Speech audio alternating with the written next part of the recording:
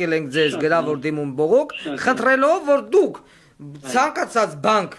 դուք հենց բանկը ինքը որոշի կենտրոնական բանկը, որի վրա ձեր մատը դնեք, մենք գնանք այդ բանկում վերջապես հաշվի համար բացենք, դա օրենքի պահանջ է։ Դուք իմ հետ համաձայն չեք։ Շատ լավ, պարոն Ղուկասյան, դուք դիմումը ուղարկել եք, մենք օրենքով սահմանված կարգով ձեր դիմումը կդիտարկենք եւ դες անպայման պատասխանենք։ Շնորհակալություն, մեր խոսակցությունը գնում է ուղիղ եթե ես ուզում եմ հասկանամ որքան աշխատանքային օրվա ընթացքում կենտրոնական բանկը մեզ կպատասխանի։ Ձեր օրենքները ո՞նց են։ Սովորաբար 15 աշխատանքային օր, բայց դա մաքսիմումն է։ Ես պետք է այսօր մուտքագրվել է էլեկտրոնային է ուղարկվել։ Ուղարկվել է էլեկտրոնային, բայց այսօր ժամը 3-ից հետո կբերենք նաև արձերն այդ նույն դիմումը եւ խնդրած կլինենք մի փոքր ավելի սև ժամկետներ, որովհետեւ դա ընդամենը մեկ հեռախոսազանգի խնդիր է։ Շնորհակալություն ձեզ, պարոն Կիրակոսյան։ Ես կփոխանցեմ։ Եղավ։ Լավ։ Շնորհակալություն։ Լրիվ մեզ խես կուսակցության նախագահ Թորիկ մորքուլը։ Այս բանկից եմ բանկ եմ բանկից է խշկնի կտղտեր խբամա դոշի կնեմ այս բանկ մերժում հանում են դուրս կնեմ են բանկ նորից մերժում հանում են հետո Ուրեմն մենք այստեղ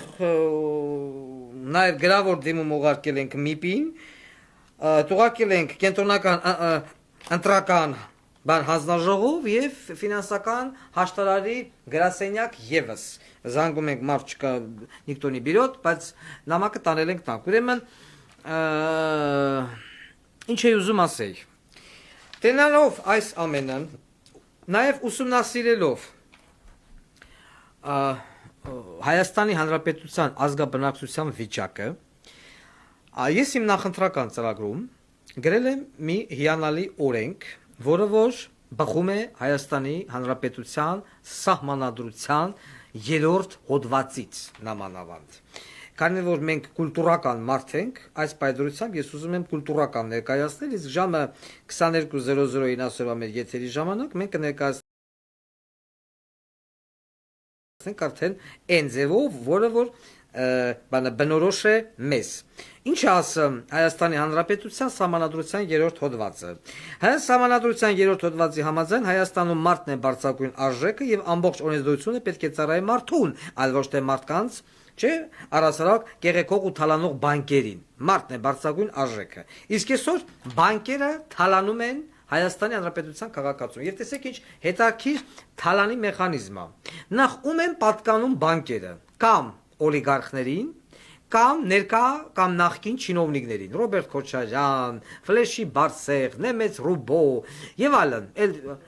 էլ գազո, էլ անվանական մենք բջջարունակենք։ Ինչ է անում։ Քաղաքացին գնում է բանկ վարկ վերցնելու։ Ասում են չէ, երկու հատ էլ երաշխավոր բեջ։ Նման բան գոյություն չունի ոչ մի երկրում։ Ես լինելով, այսպես ասած, աշխատանքի թույլտվություն ունենալու կարգավիճակում անհատ Միացյալ Նահանգներում, չլինելով Միացյալ Նահանգների քաղաքացի, չունենալով green card, գնաց եմ մտել եմ բանկ, առանց երաշխավոր, առանց բան, թուղթը տվել եմ, ասել եմ ուզում եմ վերցնեմ մեքենա, բանկը գրե տվել է։ Դարձ։ Էլ ոչ երաշխավոր աուզ է, ոչ են։ Իսկ Հայաստանի Հանրապետությունում եւ երաշխավոր եւ խոսքի օրինակ $100,000 տունը գնահատում են 60,000 մի հատ ասկաբաշական տոկոս տնեմ են վզին տալում են քաղաքացուն քաղաքացին էլ չի կարող վճարի կամ ինչ որ նմանատիպ խնդիրներ հարկադիրը գնում է տունը արգրավում է վաճառում են տալիս են բանկին ուրեմն ինչ է դուրս գալի Հայաստանի Հանրապետության հարկատուները իրենց գրպանից հարկ վճարելով այդ հարկից գոյանում է հարկադիր մարմնի աշխատակցի աշխատավարձը ու այդ հարկադիր մարմնի աշխատակիցը, որը վճարվում է նույն քաղաքացուց հարկատուից, գնում է այդ նույն քաղաքացուն հարկատուին մազերից բռնում է տնի շպրտում է դուրս, տունը ծախում է տալում է գրզոյին, Ֆլեշի Բարսեղին, չինովնիկներին, Ռոբերտ Քոչարյանին եւ այլն։ Առհաձես, եթե կլինի նման բան։ Ուրեմն ինչ եմ ես գրել, օրենքը Վարդան Ղուկասյանի դոկուսակցության իշխանության գալուց անմիջապես ոնց որ ասել եմ, չէ, բանը պլոնկեքի Դվածը, որ պլոնկեկը տեղում չեղարկել, բալային համակարգը վարորդների համար պրավի զրկվելը տեղում չեղարկել, բոլոր վարորդները, որոնք զրկվել են վարորդական իրավունքից, տեղում բոլորի պրավաները հետ վերադարձնել, կրիմինալ ենթամշակույթի մասին օրենքը տեղում չեղարկել, համաներման հարցը միանգամից կողել պարլամենտ 7 տարով համաներում, Էլեկտրոնային դեղատոմսերը չեղարկել, ինչ դեղ ուզում ես գնա դեղատանից առ, ոնց որ եղել է մինչև այդ չեղարկել։ Այն նույն տիպի ուժի մեջ է մտնելու վարկյանական առաջին իսկ կառավարության նիստի ժամանակ։ Հետևյալ օրենք, հետո թող գնա ազգային ժողով հաստատվի։ Ուրեմն չի կարող արգրավել քաղաքացու միակ գույքը։ Ատենց օրենք էին բերել ժամանակին Սերժ Սարգսյան ղախպի տղեկը, նու մենք այդ արդեն սո կանանցանք մեր ոսկեղենիկ հայրենին։ Ղախպի տղեկը, որ մինչև այսքան հաջողությամբ տունը չչարգրավել, չխլել եւ այդ օրենքը չի գործում։ Ուրեմն եթե մարդը ունի միակ գույք, այդ գույքը արգրավման, բռնագրավման ենթակա չի։ Ունի մի հատ մեքենա, տունա վարկավեկալ է, ու մարդը գնաց վարկը վերցել է, այդ մի ավտոն։ Հարկադիրը իրավունք չունի մոտիկ գնալու ոչ տանը, ոչ մեքենային։ Գումարած դրան, հարկայինը ներողություն, հարկադիրը իրավունք չունի ոչ մի պարագայում եւ ոչ էլ դատարանները այլևս գումար բռնագրավեն քաղաքացու թոշակից, աշխատավարձից կամ նպաստից։ Այլևս իրավունք չեն ունենալու։ Վերցրելա վարկ, չի կարողանում վճարի վարկը, ինձ դա կասայիցա չի անում։ Կասայիցա, դες բացատրեմ չան, ոչ մեկ իրավունք չունի քաղաքացու աշխատավարձի վրա դնի